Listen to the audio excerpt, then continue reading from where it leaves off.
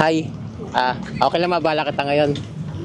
I'm JPix TV po. I'm a photographer po. Gumagawa ka ng content ngayon about photography. Nakita ko yung style mo ngayon, ma'am. Ang ganda ng style mo ngayon, ma'am. Okay lang mabala ko ka ngayon? Sure.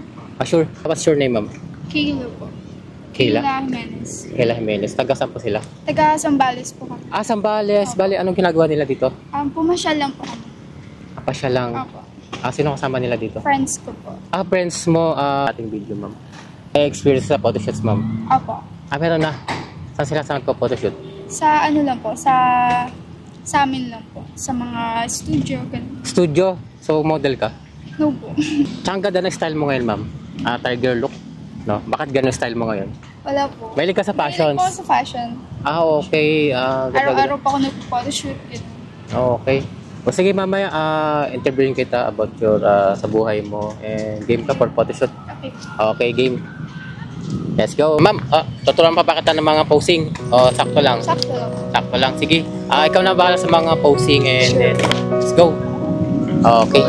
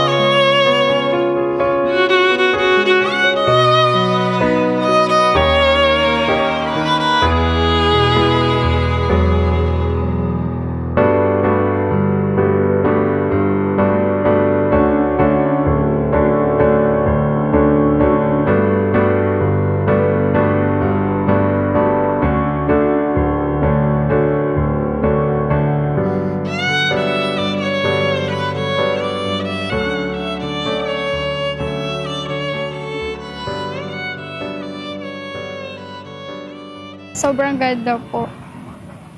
So nice. Ayun, ano masasabi mo sa mga photos mo ngayon, ma'am? Sobrang ganda po ng mga shoots. Thank you po, kuya. Okay, thank you sa compliment, ma'am. Ano palang ginagawa sa buhay ni ma'am?